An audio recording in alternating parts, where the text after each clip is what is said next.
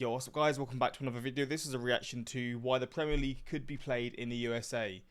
And this is something that's definitely a growing possibility. I mean, there's been other leagues that have had games in the US. I think Barcelona and Real Madrid have played in the US, like competitive games. And I know they played in Saudi Arabia and stuff as well, because the money, the money is probably, like, compared to what they used to, it's an obscene amount to what they're usually getting for those games. And I mean, the US market is definitely a market that they can grow more, because I know there are a lot of people from the US that love the sport and love the Premier League, but there's such a huge market, right? Like, you've probably got a small portion that I'm gonna assume they see as, because obviously it's probably the richest market they have. They see a small little pocket of it and think, oh, we've got all this money that we can already make from it, and they're trying to grow it and make as much money as possible, really. They probably see how much the NFL makes for like one-off games, like the Super Bowls and stuff, and it's just, yeah, they're like, we need a slice of that cake or whatever they want to call it. But it's definitely a thing that's not popular within the UK, like, or just, I guess maybe within Europe. I don't really know. I feel like UK fans or English fans are a lot more passionate with this sort of stuff when it comes to wanting to keep the games within their country, because of the history. And I would say I'm more on that side. I mean, I don't necessarily like the idea of Premier League games being in the US, but it's a possibility. And at the end of the day, the general public have no control.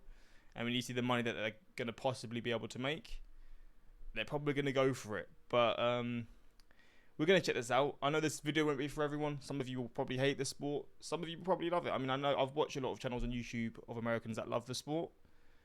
And I'm just here to see this, really, because, I mean, I don't know the in-depth details, but I'm assuming it will talk about maybe things that have been brought up in this scenario where this could happen, and maybe the money involved and the figures that are involved and all that stuff. But we're going to check this out and see. I know obviously the NFL do this, right? I mean, the NFL have games in London. They had a game in Munich.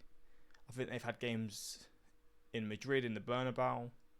It's definitely a thing that happens with American sports in the UK, or sort of not in the UK, in other countries. The NBA have done it as well. There's been NBA London and stuff. So it's the thing that's happened the other way around. So the Premier League and other leagues are probably saying, yep, they're doing it and it's working, so we can do it too, to grow the markets, to get more money. But we're going to check this out and see. Links are also in the description to my Patreon. We can see reactions that I can't post to YouTube, music reactions, movies, TV series, all that stuff. Links are there. Also sport reactions. I mean, I can't post sport reactions on YouTube, like sort of game reactions and like the Super Bowl reactions and stuff like that. So links are in the description for those who want to see that. But let's check this out and see why the Premier League could be played in the US. A Premier League football match has never taken place outside of the United Kingdom, but that could be about to change, because in April 2024, the biggest existing block to a regular season game taking place elsewhere was weakened. And the result of this is that we could see Premier League games staged in the United States of America in the future. This is why. Here we go. On the 8th of April 2024, the resolution filed in a US District Court in Manhattan revealed the New York City-based event promoter, Relevant Sports, would drop FIFA as a defendant in its antitrust lawsuit against FIFA and the US Soccer Federation. Relevant Sports was founded by the billionaire Stephen Ross, who's also the owner of the NFL team Miami Dolphins. Relevant has developed close ties with many of Europe's foremost clubs, and for over a decade it's organised exhibition matches in the US. In 2018, they sought to bring a La Liga fixture between Barcelona and Girona to Miami. Later that year, the FIFA Council issued a directive blocking the idea, saying that official domestic games must be staged in the league's home territory. The following year, Relevant then sought to play an Ecuadorian domestic fixture in Miami, only for US Soccer, whose approval would be needed as the federation of the territory where the game was proposed, to deny the application and cite the previous FIFA directive. Since then, Relevant has been engaged in a 5-year legal battle against both FIFA and US Soccer, arguing that the parties have conspired to prevent Relevant from hosting regular season matches involving foreign clubs in the US, thus violating US antitrust law designed to prevent unjust collusion or monopolies. Now, this had all become background noise until April the 8th, when FIFA were dropped from the lawsuit and the two parties announced a settlement. Although FIFA saw some money and they're like, yep, we'll happily let you do what you want to do as long as you pay us. And they've been paid, and now they can, I guess this Relevant company or whatever, are free to do what they want. Details of it were not disclosed. It's not clear why FIFA has elected to rethink the matter now, but the US is currently a priority market for them, with a Men's World Cup slated for 2026. Before that, the US will host the Copa America this summer, and FIFA's inaugural Summer Club World Cup tournament in the summer of 2025. Oh. FIFA has forecast that it will drive revenue. So the US has got a massive few years with the sport. So the Copa America is basically just the World Cup, but just for countries within, usually it's South America, but I guess now it's going to be just the Americas in general, because you got the US in it, you got Mexico, you got Canada, I think Jamaica are in it this year, so they're just like, yep, we're going to just increase the size into like all the Americas, North and South. Club World Cup, which is a new competition, I think it's like a World Cup style competition, but for football clubs. I have no idea how that's going to go, but it's all within the US. That's crazy, man. So I guess the US, the next few years, is really going to have, I assume, a growth in like the interest of people. Like the general public will have a keener interest in this because of all these things happening. FIFA has forecast that it will drive revenues of $11 billion for the cycle through to the Men's World Cup in 2026.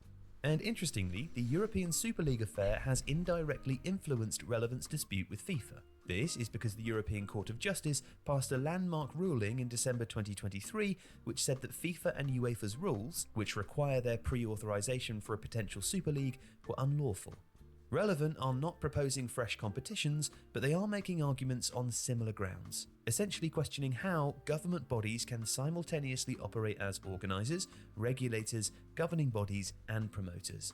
As such, FIFA is under pressure from Relevant to further clarify its regulations. Now, in England, this debate has been toxic ever since the Premier League withdrew a 2008 proposal for an international round of games, following a backlash from local supporters and media.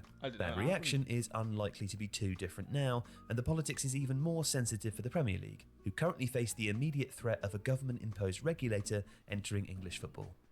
Nevertheless, broadcast deals internationally have now overtaken the Premier League's domestic rights deal, which opens questions about whether the global supporter merits greater access to meaningful action.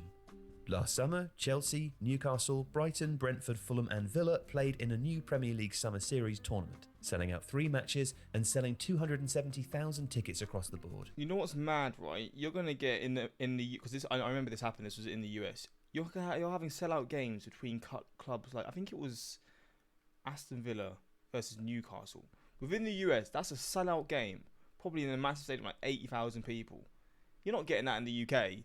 Like, that's not happening. I mean, you're not getting that anywhere else, realistically. You're going to get like a sellout crowd within the stadiums that they have, like St James's Park will get 60,000 because that's a massive stadium. Villa Park, maybe like 45,000, I think.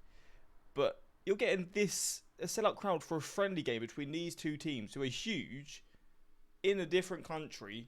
And they're not even like the big teams, like the big current teams, like for the last 10, 15 years. That is ridiculous. So I can see that they're seeing that and they're probably thinking, damn, if this is happening for a friendly game between two clubs that are big but not the biggest clubs in the country, then imagine what's going to happen with the top dogs.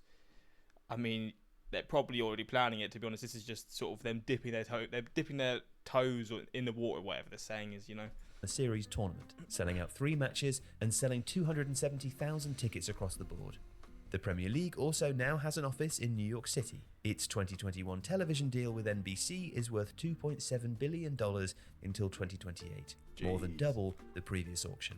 Jesus. One executive with experience of promoting European exhibition matches in the US told The Athletic, if Liverpool played Manchester United in the US in any major market, in a regular season match, it would be like the Super Bowl. You could charge whatever. The potential is endless.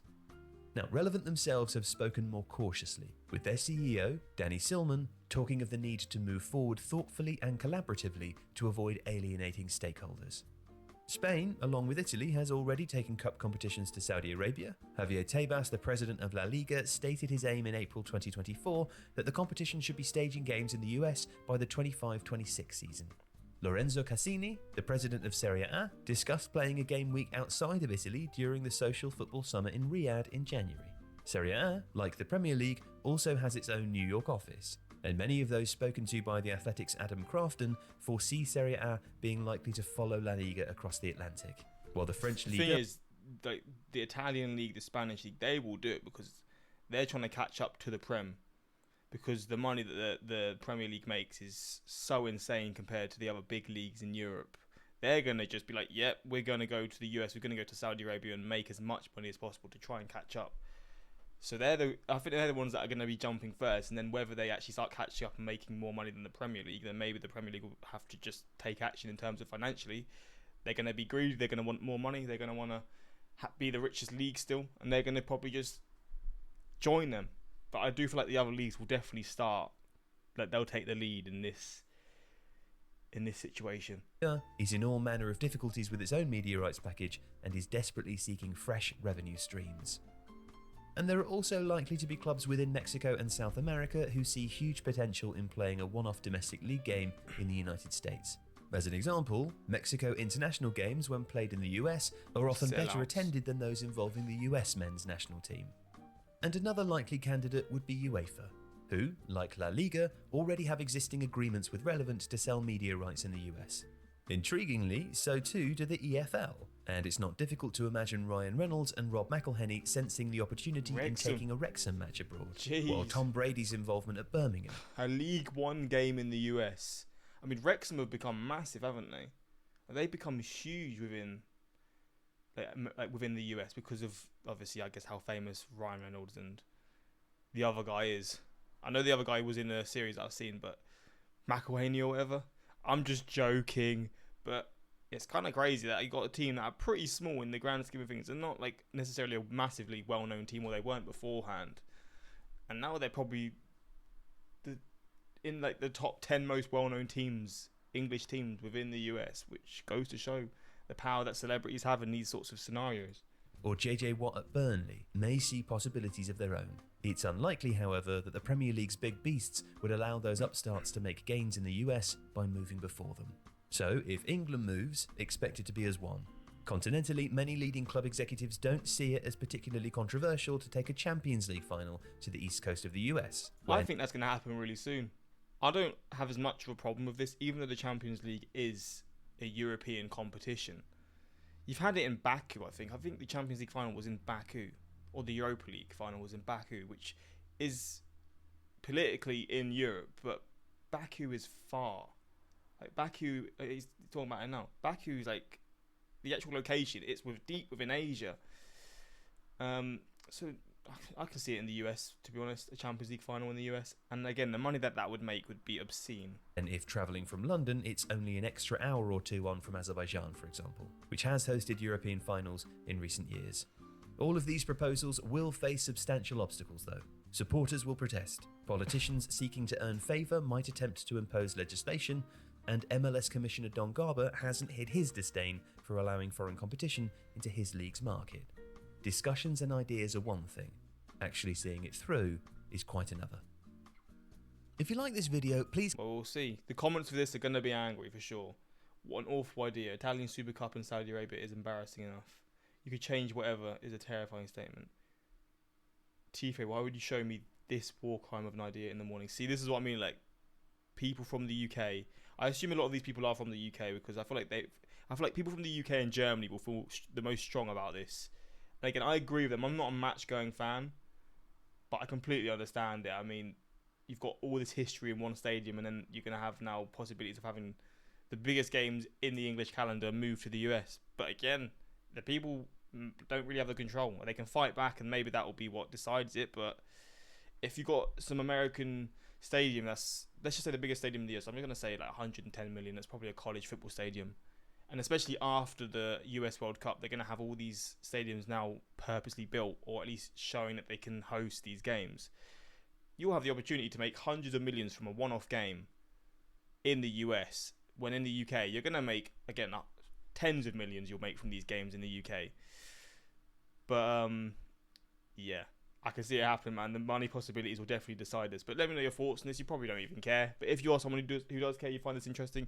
If you're someone from the US, you probably love the thought of this, to be honest. I mean, if you've been supporting a team in the US your whole life and you have the opportunity to see them within your country in a competitive game, yeah, you're going to be all over that. And I can't really blame you. Like, for example, you've got fans from Australia that will literally wake up 4 a.m. to watch their favourite sports team. And then, I know this isn't for Australia, but just say this happened in Australia. and then they have the opportunity to watch a competitive game in their country, they're going to absolutely love it. But let me know your thoughts on this, and that's pretty much it. Until next time, like, subscribe. Peace.